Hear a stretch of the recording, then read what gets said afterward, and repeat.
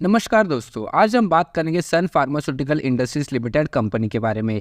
इस स्टॉक का price 1135 rupees के करीब चल रहा है और आज के ट्रेडिंग डे में हमें इसमें लगभग 1.60% की तेजी देखने मिल रही है। इसके पिछले ट्रेडिंग डे में भी हमें 2 से 3% की तेजी देखने मिली थी, तो स्टॉक प्राइस अभी काफी अच्छे पॉजिटिव जोन में चल रहा है। इस वीडियो में हम इस कंपनी की डिटेल इन्फॉर्मेशन को जानेंगे।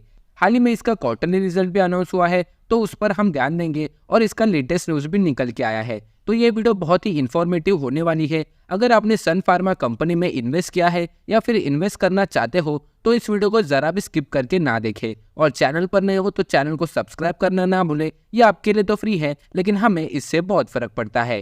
पहले देख लेते हैं latest news. In Sun Pharma Q2 result net profit rises around 5%। तो जैसे कि मैंने कहा कि इसका क्वार्टरली रिजल्ट अनाउंस हुआ है, इसका नेट प्रॉफिट 5% से बढ़ा है। डिटेल क्वार्टरली रिजल्ट हम आगे डिस्कस करेंगे। Zydus Sun Pharma to co market oral drug for anaemia link to kidney diseases. तो सन फार्मा और जायडस मिलकर एक ओरल ड्रग बनाने वाली है जो कि किडनी डिजीजेस से रिलेटेड है। Zydus Life Sciences Limited and Sun Pharma have entered into a license agreement to co-market an innovative drug for anemia linked to kidney elements। तो ये दो कंपनी मिलकर एक लाइसेंस अग्रीमेंट कर रही है और इसमें एक वो इनोवेटिव ड्रग को प्रोड्यूस करने वाली है। इससे दोनों कंपनी सेल्स को एक अच्छा बूस्ट मिलेगा और साथ ही में नेट प्रॉफिट भी बढ़ेगा। तो ये मूव जायडस लाइफ साइंसेस और सन फार्मा के लिए बहुत ही अच्छा है। जायडस लाइफ साइंसेस लिमिटेड के हेड ने एक स्टेटमेंट दिया है कि वो काफ़ी ज़्यादा खुश है सन फार्मा से हाथ मिलाने के लिए, जिसमें वो इनोवेटिव ड्रग को प्रोड्यूस करेंगे और इससे कई पेशेंट को अपने किडनी डिसीजेस से इलाज मिलेगा। इससे कंपनी के सेल्स भी बढ़ेंगे और अच्छी पार्टनरशिप भी बिल्ड होगी। तो काफ़ी बढ़िया न्यूज़ हमें दोनों कंपनी जायडस लाइफ साइंसेस और सन फार्मा के लिए देखने मिल रही है। अब बात कर लेते हैं इसके क्वार्टरली रिजल्ट की, जिसमें हम सेल्स के नंबर्स पर ध्यान देते हैं। सितंबर 2022 में कंपनी को सेल्स 10,900 करोड़ का हुआ था। उसके बाद 11,200, मार्च 2023 में 10,900, जून 2023 में हमें सेल्स बढ़ते हुए देखने मिले 11,900 करोड़ और सितंबर 2023 यानी इस लेटेस्ट क्वार्टर में कंपनी ने अपने हाईएस्ट सेल्स को टच किया है, यानी 12,100 करोड़ का सेल्स कंपनी को हुआ है।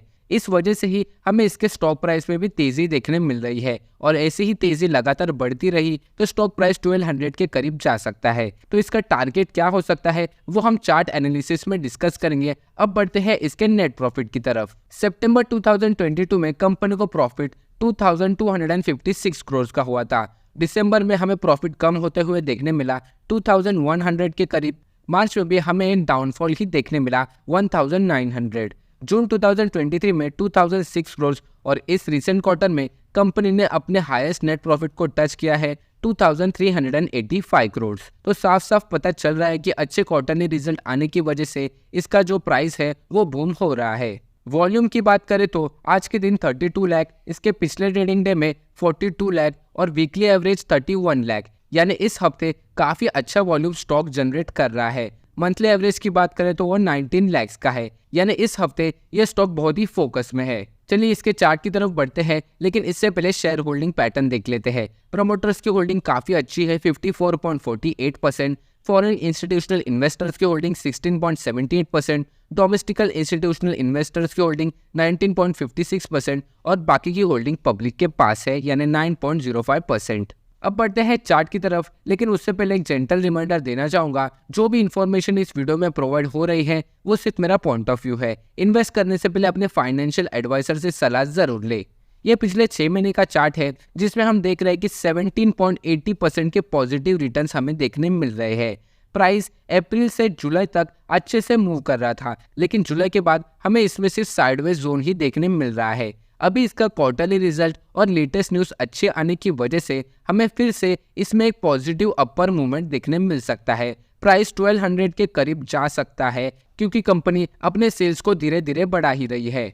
तो स्टॉक के fundamentals, latest news, quarterly result, chart analysis को देखकर यही लगता है कि 1200 को टच कर सकता है, लेकिन ओवरऑल मार्केट पर भी इसका स्टॉक वैल्यू डिपेंड करेगा। अगर निफ्टी 50 और बैंक निफ्टी अच्छे से परफॉर्म करता है तो हमें इसमें 1200 के लेवल्स देखने मिल सकते हैं, लेकिन अगर ओवरऑल मार्केट ही डाउन है तो स्टॉक ऊपर जाना काफ़ी मुश्किल हो सकता है। अब बढ़ते हैं इसके प्रोस एंड कॉन्स की तरफ। प्रोस, कंपनी बिल्कुल ही डेट फ्री है, यानी कंपनी के ऊपर कोई भी डेट का दबाव नहीं है। पिछले 5 सालों में इसका CAGR 26.4% का है, जो कि काफी अच्छा है। कंपनी अच्छा खासा डिविडेंड भी प्रोवाइड कर रही है। कॉन्स की बात करें तो पिछले 5 सालों में सेल्स ग्रोथ 10.6% का है, जो कि काफी कम है। टैक्स रेट भी कम है और पिछले 3 सालों में 14% का रिटर्न ऑन इक्विटी है। हालांकि ये इतने भी नेगेटिव पॉइंट्स नहीं है, लेकिन फिर भी कंपनी को प्रोग्रेस करने की जरूरत है। तो ये थी सारी इन्फॉर्मेशन सन फार्मा कंपनी के बारे में। वीडियो अगर अच्छी लगे तो लाइक, शेयर और चैनल को सब्सक्राइब करना ना भूले। मिलते हैं अगले वीडियो में।